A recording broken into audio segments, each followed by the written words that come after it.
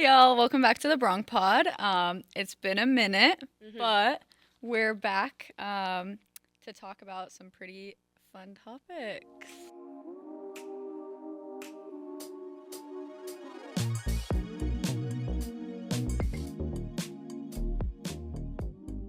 New year, let's go, baby. 2025. 2025, let's go. So, what are you bringing to the table today? So today we're gonna have a little chit chat about choosing the right degree and how to know if you're picking the right degree. Because both of us are seniors. It's our last chance. 4 more months to graduation. And it was definitely a hard process trying to figure out what degree to pick and if it was the right one. So yeah, and I think also just being confident, and because now we're so far along, we don't have time or the money. We can't switch. To change it. So we're too far gone. Ride or die right now. All right, so we'll start off with just some questions. You guys can follow along and ask yourself these same questions that we're going to be asking today to see if, you're choosing the right degree. So the first one is, does this degree align with what genuinely interests me? So, Cici, do you want to answer that? So going into college, I was originally going to be just strictly business until my sophomore year when an advisor came up to me and was like, hey, you have these communication credits, you're halfway there, so you might as well, double. And I had, no aspiration by all means to be a communication major, because I instantly would think of, HR or things like that, where you have to deal with people on a day-to-day basis. But I'm happy that I did. Considering that, in the realm of marketing, specifically, that's what my degree is for.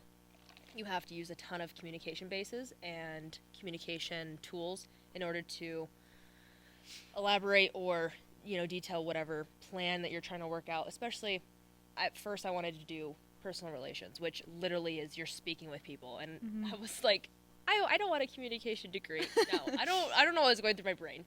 But as I was taking the classes, I was like, well, I guess I could use all of these communication theories or all these different aspects, because it also ties in with psychology too, which is interesting. And in the realm of marketing, since everything is always changing, you always want to be the next step ahead of your consumer. You always want to be typically in their head, knowing what their next move is going to be, so that you can adjust to your platform or your marketing strategies. So I've always wanted to work with people, and I also wanted to make good progress and make good money while helping people. I never necessarily wanted to do medical, just not my thing. I just wanted to, I don't know, almost work corporate, but not quite. But I used to tell people when I was in high school, I want to grow up and get rich making people rich. That was literally what I wanted to do. Yeah. And now that I'm 4 years deep into my studies and almost close to graduating, I'm like, okay, so how do I do that now? So I have taken all these concepts in these books and all these tests and exams and speeches and all these different things. And I'm like, ugh, I'm afraid I'm gonna freak out when I'm done, when I'm out of here. I'm gonna feel like I'm gonna lose everything. You won't. Like I did with stats. Once it was in my head. Okay, that's a little different. Stats is different. So it's who remembers stats? Because I don't think anybody does. I don't. On my side, with aligning my degree with what interests me, I always wanted to go into physical therapy. Straight out of high school, that was my plan, was to go into physical therapy. But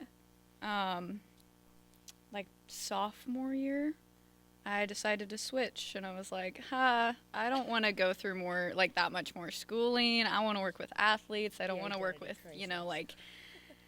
geriatrics. I didn't want to work that, because that's kind of what I saw physical therapy as, was if I go into it, I'm going to have to work with old people. I'm going to have to work with, kids, and neither of those things really, I don't want to do either of those things. So I ended up switching to athletic training. Yeah. And then, after going along that up until this last summer, Mm-hmm. I decided to switch it again. So I'm going back to physical therapy. My degree is still the same. It's still exercise science, so I'll still like graduate on time, all of that stuff. But with postgraduate school, um, there's a little switch up there, which we're still working on that.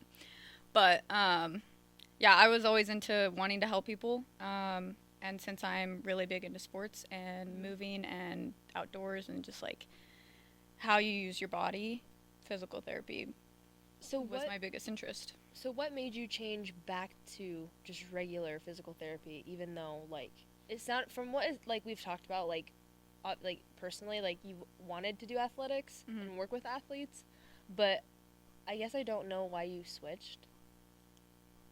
Well, because I realized after talking to some of my like friends and my family and my sister who is a physical therapist and her fiance who is also a physical therapist, and getting some of their like ideas on PT, I realized that I can go into physical therapy, make a whole lot more money Oh. from it, and still specifically only work with athletes. Oh, okay. And be like a sports physical therapist. Okay. Sports physical therapist strictly, which I don't know. In my brain, when I switched to athletic training, like sports physical therapy wasn't a thing in my brain at the time. I don't know why. Like I don't know. But then yeah, after talking to them, we're like it would be best to switch to like physical therapy again Yeah. for me personally. Yeah. But yeah, that's kind of why. And I guess like for some sense too, like it's nice having that outside opinion considering you do have family members that are in that career field, so you already have a glimpse of what's gonna happen. Yeah, Um that So has been that's- so helpful. I can't imagine. Yeah. I think they're the only like they're the only people that have kept me aligned on this degree. yeah. Because my brain, I like so many different things, and I still, as a senior, question if Mhm. I'm choosing the right path. But they're the only people that are like making me stick to it because they know me and they know like it is something that I do enjoy and I do like doing. And you're good at it, you know, like Yeah. it comes naturally to you as far as like understanding. So Yeah, exactly. But yeah, if they weren't there, if I didn't have other physical therapists in my life to kind of like show me what it's all about, I don't know where I'd be. I don't even know if I'd still be in college. I don't know, man. But Which- yeah. and that's good. And for some of the people who might not have that kind of support, like it's like both of my parents aren't business majors by all means. Like my mom went to school for finance because she's good at math, and I'm like, I didn't get those. I didn't get that gene. And then my dad just went in the work field. He just worked right out of high school. So it was like being like the first gen kid. It's like, oh, I have the full direction. Like I can choose what I'm gonna do with my life, and like at the same time, it's really cool.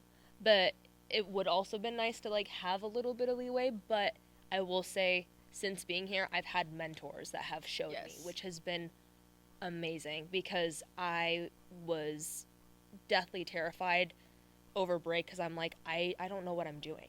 Like I just basically spent these last 4 years in a blip just like that, and like I have to apply for jobs now and I don't even know what I'm doing.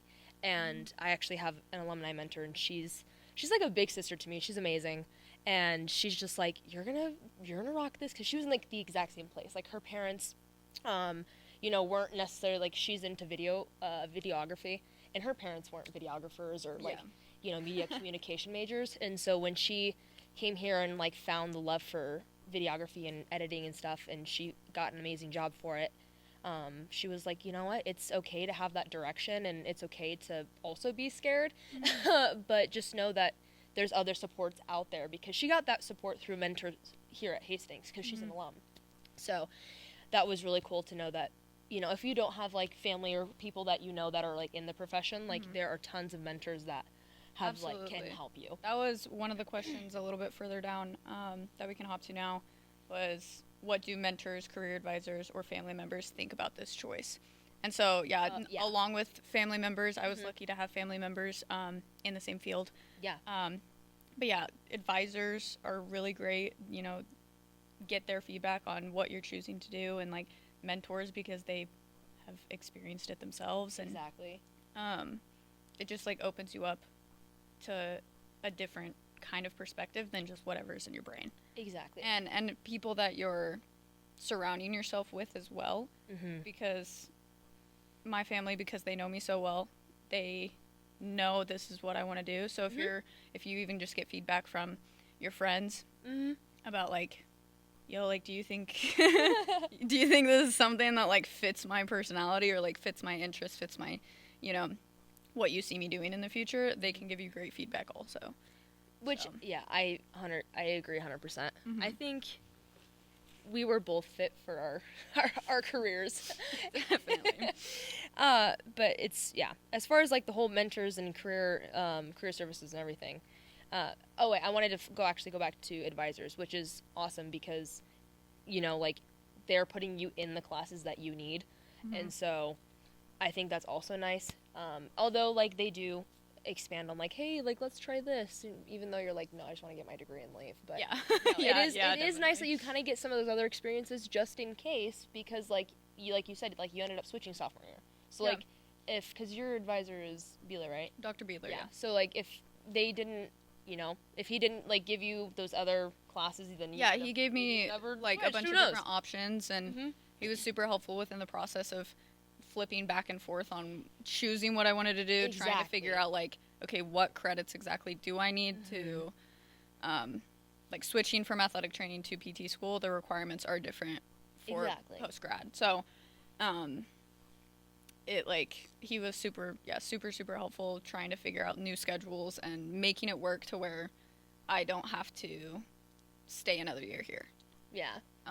Where I can get my degree this year. Yeah. So, yeah, advisors are crazy helpful. And just understandable. And like I know they, during like admissions and stuff, like they're like, oh, we're so flexible, and I'm like, no, they're actually for real. Like they understand that what you're doing is like a monumental step in your life, Mhm. and not everything is going to be set in stone for you. And so having like people help you kind of make those decisions, but also kind of understand like if you decide to switch, like that's not a bad thing. Not It's at all. totally cool. Like we understand, but we will adjust, Yeah. and that is what's nice, which I figured might not happen at other colleges or universities. Mhm. So that's really nice. On that, like two of the best pieces of advice. Oh my gosh, I can't talk. Two of the best pieces of advice I've ever gotten is it's okay to have zero idea what you're doing. Mhm. Like it's totally fine. And with that, it's okay to take your time. Like it's okay to take the slow route. You don't have to be speedy quick. You don't have to force yourself to graduate early. Which I never that's kind of what understood. I was on that path. I Okay. wanted to graduate early. Yeah, so bad. I wanted to get out of here. I was like, I'm gonna write it out these 4 years. Yeah, no, I was definitely like trying to get out as fast as possible. Mhm. But one of my kind of mentors, it was a man that I shadowed in PT.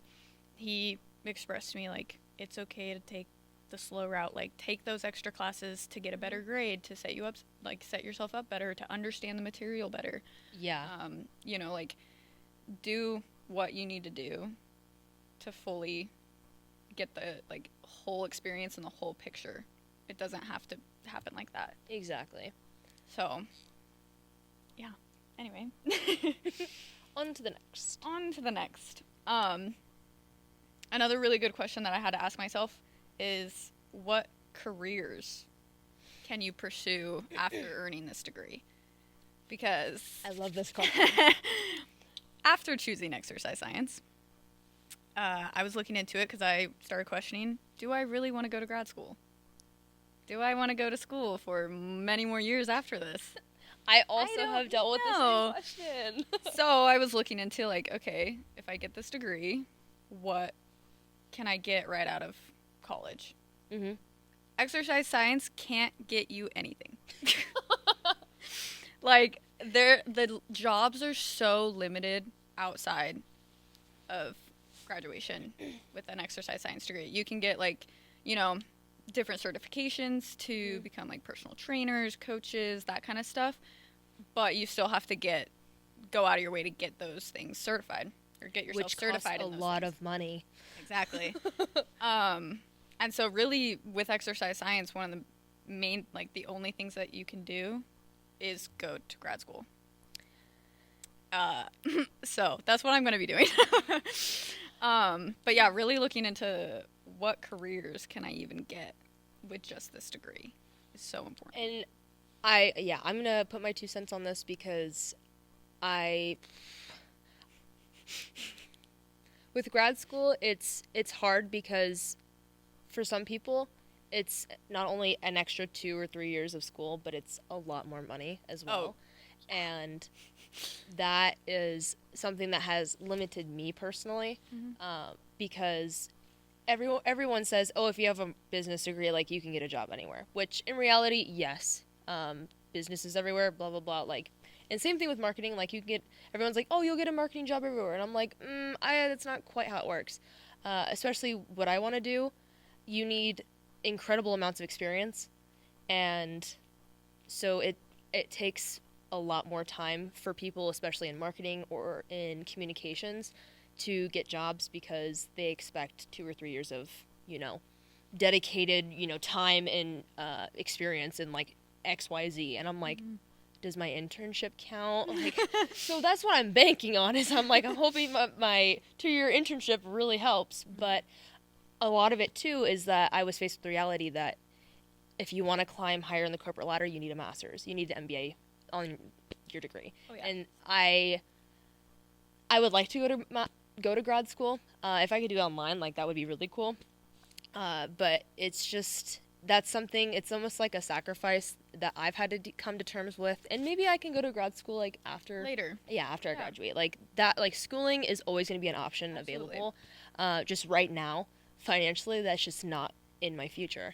And so I'm just hoping that with the experience and with the connections, I'm hoping that, I can make still a good life for myself. Absolutely. Even without an MBA, even though that would be so freaking awesome. To be like, I have a master's in business. It definitely, like, grad school, obviously it's there. Getting a master's, getting a doctorate. Yeah. It's there to set you up right out the bat. Like, exactly. And right like out the for gate. some seniors, like, that scares the crap out of people. Because, like, Absolutely. some people don't want to spend another 2 years in school. No. Or some people don't want to spend 30 to 40 grand again on top of maybe their student loans that they have. So, like, real people like us, we have student loans. Newsflash, we're not rich. We're We're federal aid We're kids. not rich. We're FAFSA kids. So, yeah. So we've got debt, and I don't want to be in more debt. Let's be honest. I have other goals and aspirations. Absolutely. And yeah, like with grad school, it sets you up right out the gate, but it doesn't mean that your options are completely shut down. Exactly. Like, if you decide not to go. Yeah, I want to give some hope for kids out there, or for seniors out there that are graduating that aren't going to master's programs. Yeah. And that aren't getting their master's and are just looking for jobs. Like, also know that, yes, you will get a job eventually, but it will take some time. Yeah. But as long as you have built a really good resume and a really good rapport and you have connections, then you're well off. Yeah. You're well off. Absolutely. Because it's scary because everyone's like, oh, everyone's going to ask us, like, oh, are you going to grad school? And I'm like, no. Unfortunately, no. And that's just, and for some people that's reality, but for others, like, that are grateful, like yourself, like, I'm proud that you're going to grad school. You also need to, so that I have to. You have to. You have to. I have to. If I want to make any money. Yeah. So it's just, it's a hard decision, and it's a scary one. And for some people who are probably listening, they're like, man, like, I'm in the same boat. Like, I can't go to grad school. Or people are like, I have to go to grad school. Like, it's a journey through and through, no matter which path you take. It's just keep working at it, honestly. Build up as much experience as you can. And that's something that I wish I would have told myself a little sooner. But at the same time, I'm also grateful that I had my experiences that I did. And I had my internship for so long, because, a year or a couple months internship might look good on a resume, but it might not be as good for an employer. Yeah. So having, like, years attached to your internship is awesome. And I was lucky enough to be with an awesome group of people in a good organization, and I was very lucky to have the experiences that I did. For some people, you might just now be starting an internship, and that's also awesome. Just work really hard and, establish, bonds with people in your workplace, get to know each other more, and trust me, like, it's crazy that once you start socializing and networking, like, everybody will know everybody, and somewhere out there, someone's going to need someone in marketing or someone in physical therapy or someone's going to need a CPA or whatever. So, like, networking is so important. And we've touched on this many times in many episodes. Yes. Like, and we're not just saying it to say it. Like, no, it is. It's the proof's in the pudding. So helpful to have connections. Like, and with like interning. Excuse me. Sorry, guys, we are parched. Okay. Oh my god. Water. Quick pause. Sip break. Okay. We're back. Anyway, with interning and like shadowing and that kind of stuff, that's also such a helpful thing when you're trying to decide if what you're doing is actually what you should be doing. Because once I started shadowing PTs and I am now working at a clinic, that kind of like helped solidify that like this is actually what I'm interested in. And I know some people that have gone and shadowed and they were like getting their hours in and they like completely flip-flopped and they're like, oh, this actually is nothing what I expected and I don't want to do this. Which is a good thing. Which is a good thing to like get before you're in too far. Exactly. Because internships are like the little hurdle right before you get to the big job. It's just like, it's a precursor. As to what you don't and you do want almost. And if you're lucky enough, like, you could have an internship that covers a lot of different aspects and, they might have you do tons of different stuff, which is awesome. But others, might just have you stick to one thing. I think we were both lucky enough to experience a lot of stuff. Yeah. I was able to cover a lot of different mediums with marketing, which was so cool because I found things that I loved and then things that I didn't really like. Absolutely.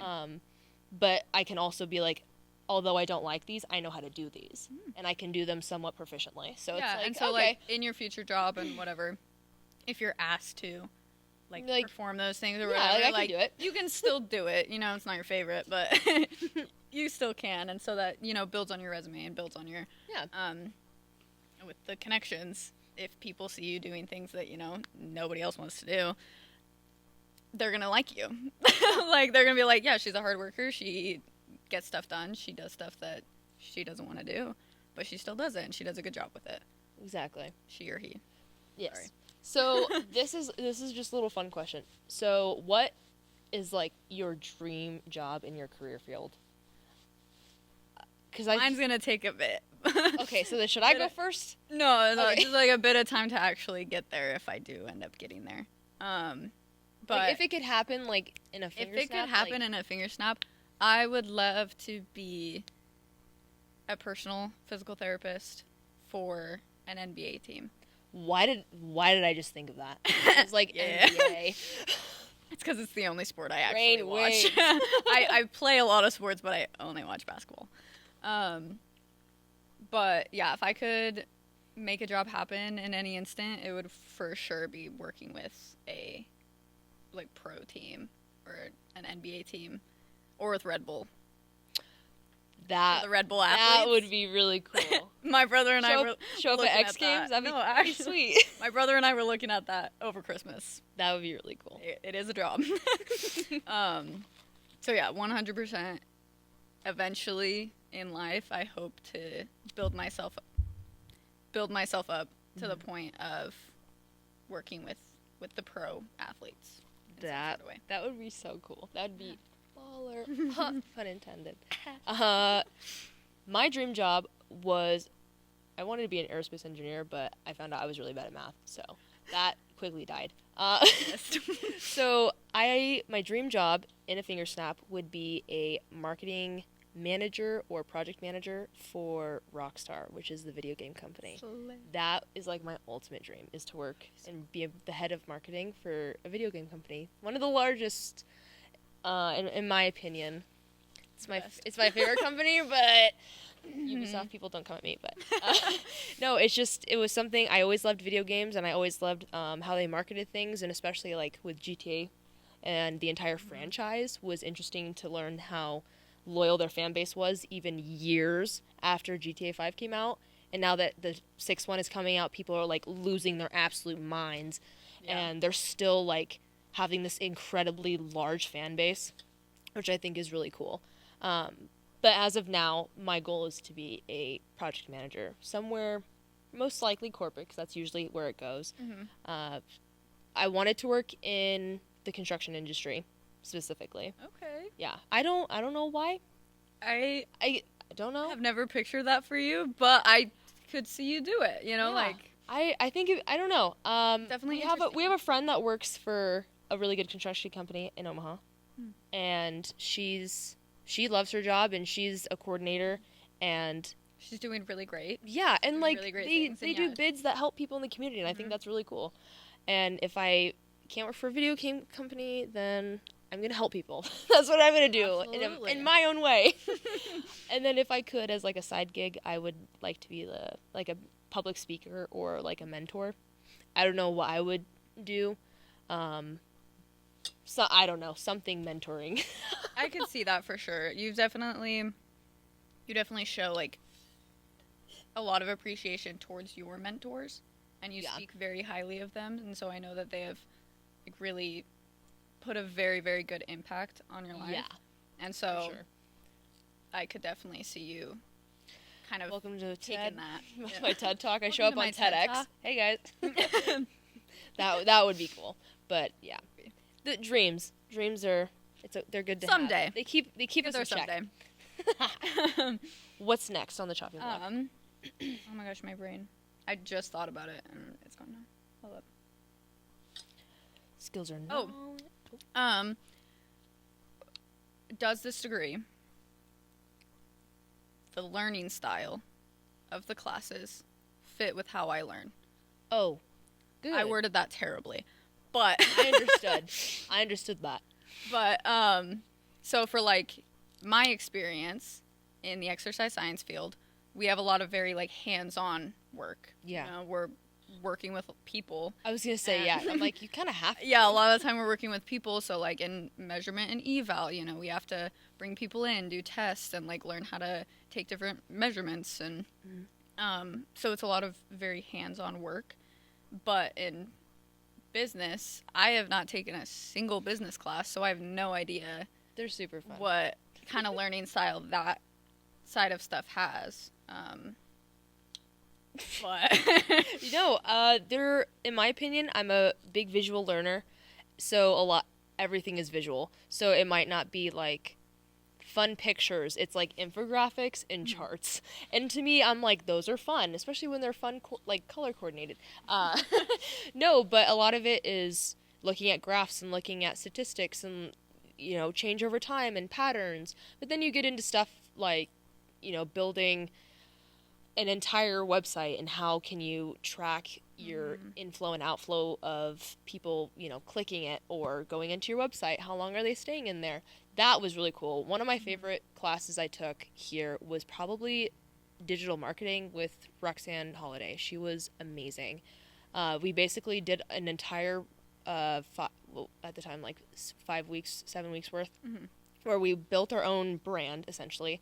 We were like we were a bag brand, and we had a certain inventory and a certain amount of products, and we had to basically push out these products and market them and do tons of testing and build our website, and we were obviously having to change it constantly because people are always, you know, always changing. Yeah, and not only that, but just their behaviors are changing every year. Yeah. And now that online shopping is like the biggest factor and like source of revenue for businesses, it was really cool to see how A/B testing works and how literally the color of the button that you can click to buy the item changes the can change the click amounts or can you know change the buy amounts, which is really interesting.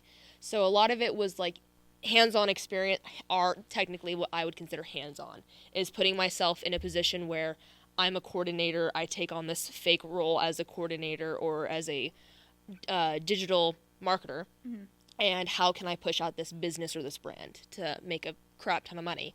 Or how can I bring in more people to stay on our website for more than 10 seconds?